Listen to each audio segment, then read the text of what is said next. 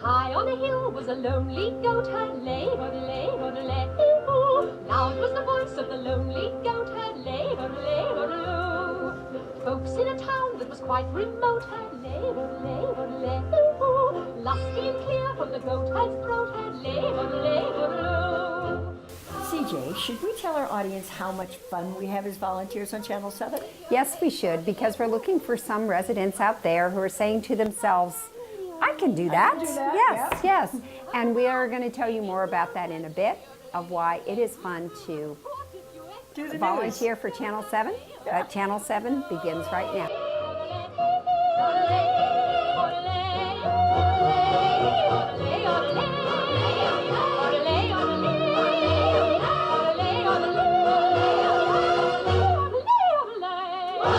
Hello and welcome back. My name's Pam Harley. I'm CJ Jenkins here to bring you the news about Lake of the Pines, as well as what's going outside of Lake of the Pines. We'll start right off by encouraging those of you to consider being a volunteer for Channel 7. I think we said that. That's good. We did. All right. We have open spots for upfront hosts like CJ and myself, and a big need for someone to help write a show's script. If any of this has some appeal, please contact Janet Trimble at the phone number or email the address on the screen. Now, if you're shy, you can write the script. That's you a good don't have point. to be in front of the camera. And just think, you can talk endlessly and Right. There are also several administrative committees looking for volunteers, one of which is the Covenants Committee, whose chair is here with us today. Let's watch as Pam talks to Bob Konitzer. Thanks, CJ. We would like to welcome Bob Konitzer to us, who is the chairperson of the Covenants Committee. And Bob's going to give us kind of a definition of what that committee is all about. So tell me what you do, Bob. Well, the Covenants Committee is established under the CC&Rs of the association.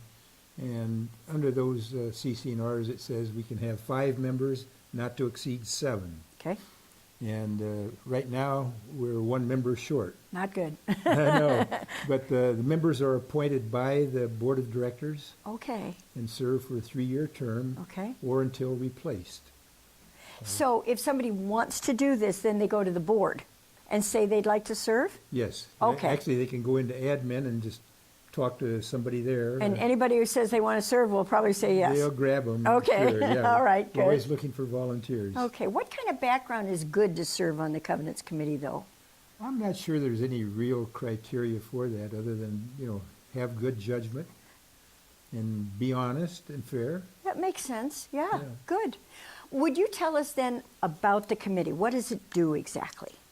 We hear appeals of violations. Okay. And violations can be many types.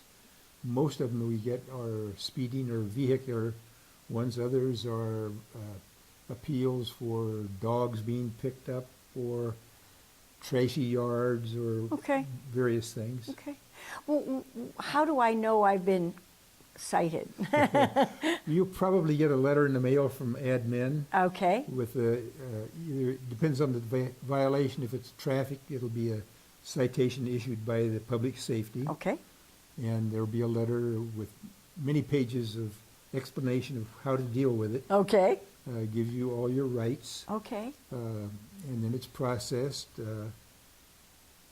What if I disagree with the citation? Like I go, hey, I don't think I was going that fast. Yeah. Well, then you file the appeal with admin, and it's set for a calendar. Okay. Have to give you 30-day notice of the meeting. Okay, so like I go into admin with my paper and I say, here, I appeal this. Yes. Then what do they do? They will ask you for a $50 appearance fee, first of all, Okay. which is refundable Oh, all right. after you appear at the hearing. Okay. And then at the hearing, you're entitled to present your case verbally or written Okay. and make any arguments, bring any witnesses that you might have if you do. Okay. And then the committee will ask questions of you. Typically, if it's a violation through public safety, Lieutenant McLaughlin will be there to present the particulars on the citation. Also in attendance at most meetings are the general manager, John Bowman, and the operations manager, Sean Bethelio. Well, those are the guys, huh? So, yeah, we need people from admin to just make sure that we're doing things properly. That's and they good. provide the background. When does the committee meet, Bob? We're scheduled to meet on the second Tuesday of the month. Okay. And some months we don't have any cases to hear, so we just don't have a meeting. And sometimes when we have just one case with the appellant's approval, we'll put it off for another month and not hope, but No, that makes sense. typically we might get a second or a third appeal. Yes. And we can handle them all at the same time. Right, when people come together, you just want to Yeah. be sure you have, yeah. In the meantime, their fine is put in abeyance and Okay. and they don't owe anything, Good, so there's no penalty when you No. guys postpone it. not at all. Cool. And then, let's say let's say the Covenants Committee says, okay, we agree with the citation, and then what happens next? We have the authority to dismiss it Okay. if we feel that it was wrongfully given. Okay. We can uphold it or we can modify it. Okay, so you make a decision right there at that meeting, and then the person leaves with your decision. And then what if you're saying, hey, we're upholding this fine, then what happens to them? Well, actually, they make their case and then we allow them to leave and we make the decision in a closed session. That makes sense, And okay. so then they get a written notification of our decision within 10 days. Perfect. And then they can appeal that, if they want to the Board of Directors. So if they want to, they can go kind of higher up the ladder They then? can, another $50 appearance fee, Okay. and they can go to the board. Well, I understand a lot more than I Yeah. did. Thank you very much. Bob, is right. there anything else we want to share with the LOP folk about this? Yeah, just if anybody has any interest in being on the Covenants Committee, they can go into admin and give them their name. And admin will say yes. And I'm sure they will. I'm sure they will. Okay, thank you so much. All right, It's a thank you, pleasure to Pam. talk with All right, you. yeah, very good. Thanks, Pam. Again, if interested, give Bob a call at 268-7551. We'd like to remind residents that there are still some openings on the Finance Committee, the Firewise Committee, and the Dark Horse Ad Hoc Committee. Check out the Pines Times for more information on whom to call. And you know, the committees generally only meet about once a month, and it's not this huge commitment to time, No. but it makes our neighborhood better. It sure does. Yeah. It adds in. Let's get to some other association news. First thing to announce that on the first Saturday of every month, starting Saturday, May 5th, the administration office will be open from 9 till noon. Oh, that's good. Yeah. That will be helpful for those who are not able to get there during the week. Maybe they work from Monday Sure, to Friday sure. and Yep. can't get there. But however, be aware that they may not be able to provide all of the services that you get in the week on Saturday. I can speak for Pam to say that we think it's a great idea. I do. At last month's Coffee with the Manager, John Bowman's guest spoke about an upcoming event, Lake of the Pines Community Emergency Response Team Training. There are 6 sessions, and in order to receive a course completion certificate, you must attend all of the 6. The dates and times are listed in the Pines Times, and the training is free. For more information, contact Barry Mickelberg at 268-1141, extension 3111, or 999-2336. There's another emergency notification service provided to all residents within Nevada County titled Code Red. It's a free service which will notify you of emergency information, such as the Santa Rosa fire, for example, through phone calls, text messages, emails, and even social media. Well, how does that work? Well, you just open Google and then you type in Nevada County Code Red and follow their instructions. Now, if you have a little trouble with working your cell phone, you can always go to the administration office and they'll help you set it up. Good. At last month's Coffee with the Manager, John Bowman's guest spoke about an upcoming event, Lake of the Pines Community Emergency Response Team Training. This is where one individual in a block or a cul-de-sac takes responsibility to contact people in case of an emergency, like by knocking on their doors or helping somebody who has mobility problems. And I think it's an excellent idea. a great idea. Yeah. There are 6 sessions, and in order to receive a course completion certificate, you must attend all 6, which makes sense. Yes.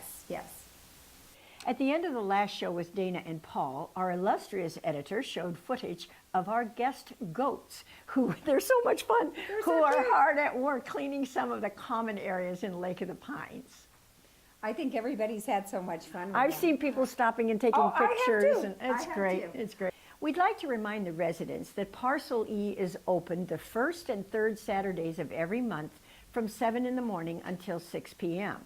All I am hearing is weed whackers all I around know, me. I know. Well, I was going to say something like, I bet you it's going to be busy this weekend. Yeah, all right. By the time this show airs, the deadline for filing as a candidate for the board of directors will be passed. However, on May 21st, mark your calendar because that is candidates night. This is the one opportunity residents have to see and hear positions of the various candidates so as to make a good decision for voting.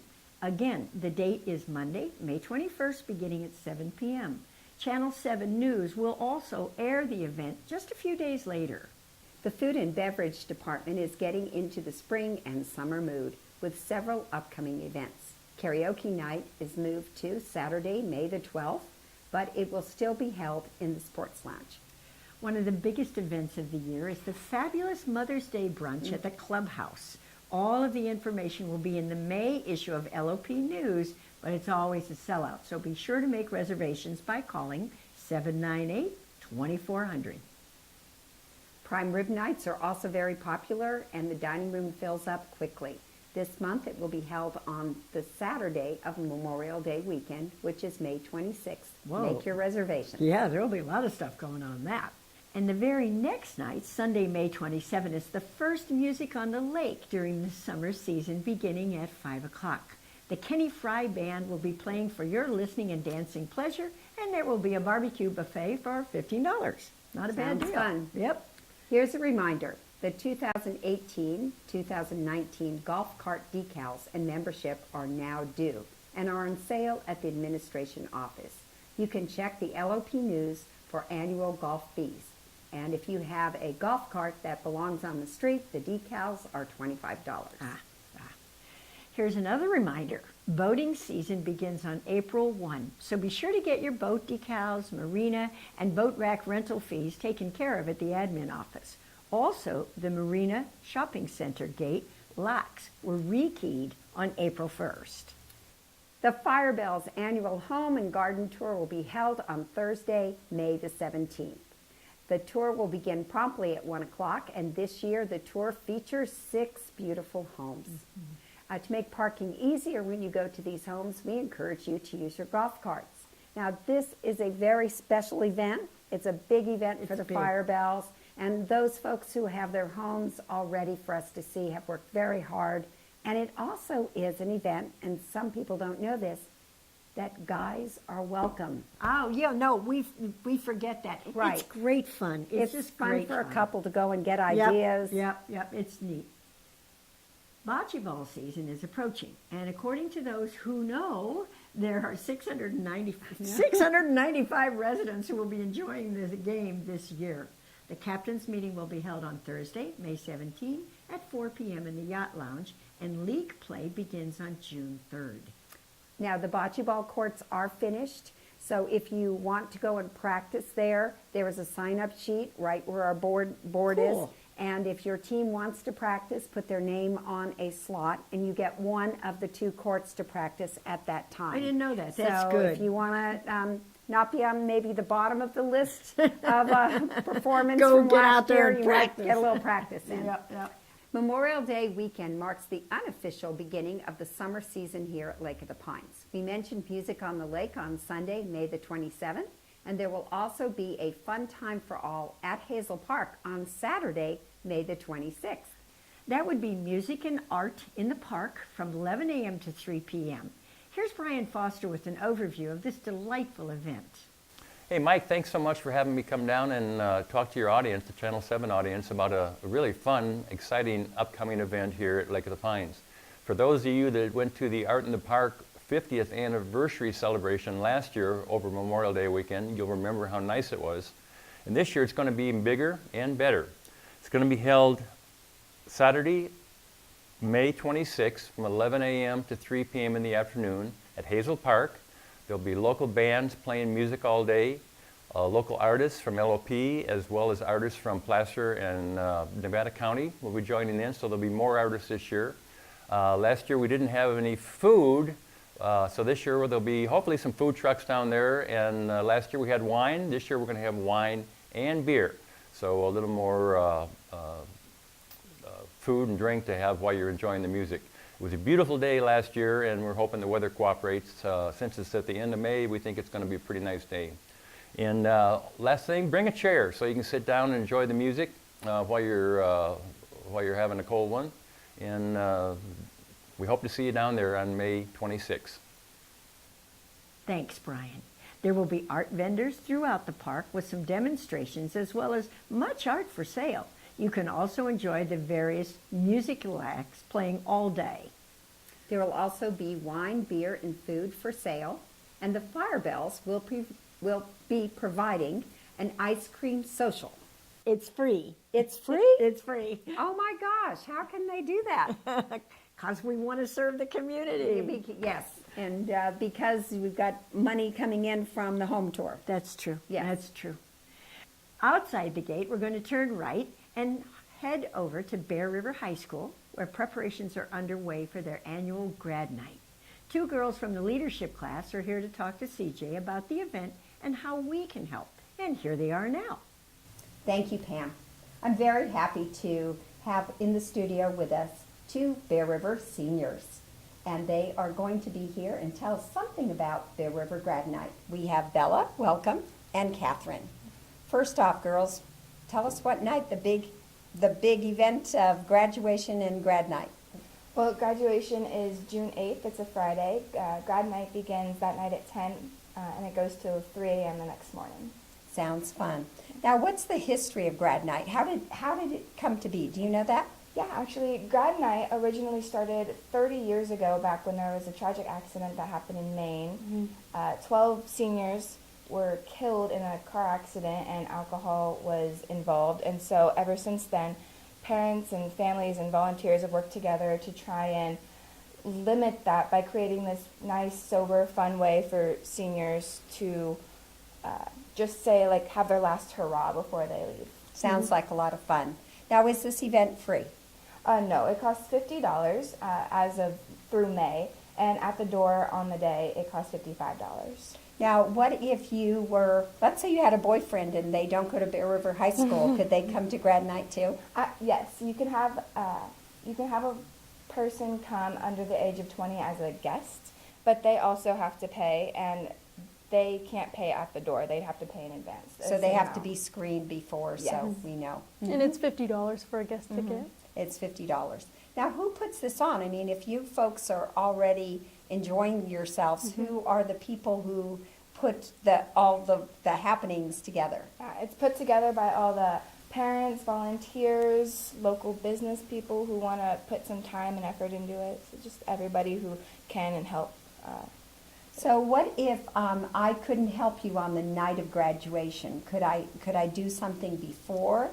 Oh, absolutely, yeah. Volunteers, they start volunteering now. So you have setup that goes up until the day, and 3 days prior to graduation night, they start putting up decorations, they put up all that stuff, and the 7th and the 8th, the day before and the day of, evening and night, it's all about setting up the grad nights. Oh, great, great. Well, it looks like there's a lot of work. Now, what if somebody wanted to support grad night, but they didn't have the time? How could they support grad night? Anybody can volunteer with their hours through, like, for chaperoning, setup, cleanup, and for serving food and beverages. And they can donate either money, prizes, gift cards, or their time, and they can donate and make a check available for BR Grad Night at 2018 and make it payable to the school or drop it off at the office. And they can also have sign-ups where there's a sign-up online at brhsgradnight.ivolunteer.com/brgradnight 2018. Maybe we can put all that information down on a caption for everybody. Yes, so definitely. They'll know, because there's a lot of information. Well, I must admit that I do know how much work it takes to put on a grad night. In 2014, I raised $15,000 Oh, wow. for my son's grad night, so I know there's a lot of work. Definitely. And how are you guys doing with your donations? Do you know yet? I hear we're doing okay. I have no idea. Do you know? We do need a lot more donations. We have plenty of help, but there is needed for gift cards and prizes to go into all the different games that are being hosted and ran at the grad night. And you can send those to at the school, or you can go to and contact the grad night committee at brhsgradnight@gmail.com. Sounds good. Sounds very good. Well, I hope you guys have a wonderful evening. Yes. And I'm sure it will be a memorable occasion that you will never forget. Yes, it'll be very fun. Thank you for being here Thank today. you so much Thank for you. having us. Thanks, girls, for letting us know about the grad night. There's a lot of work involved, so we hope some of our viewing audience can step up and help. Now, let's drive north on Highway 49 and see what's happening in Grass Valley and in Nevada City. Springtime at the Empire Mine will take place on Mother's Day, May the 13th, from 11 a.m. to 4 p.m. That will be their Living History Day. There'll be blooming gardens, food service, and confections. The location is at the Historic State Park on East Empire Street in Grass Valley. Sounds really cool. It's a lot of fun. The Sierra Master Chorale and Orchestra will present their spring concert on Sunday, May 20th at 2 p.m. and also on Tuesday, May 22nd at 7:30 p.m. It will take place at the Seventh-day Adventist Church off Highway 174 in Grass Valley. Tickets are $35 for general admission and can be purchased at the Briar Patch Food Co-op or online at www.inconcertsierra.org. In Auburn, there are a couple of upcoming events at the State Theater worth mentioning, all sponsored by the Auburn Placer Performing Arts Center.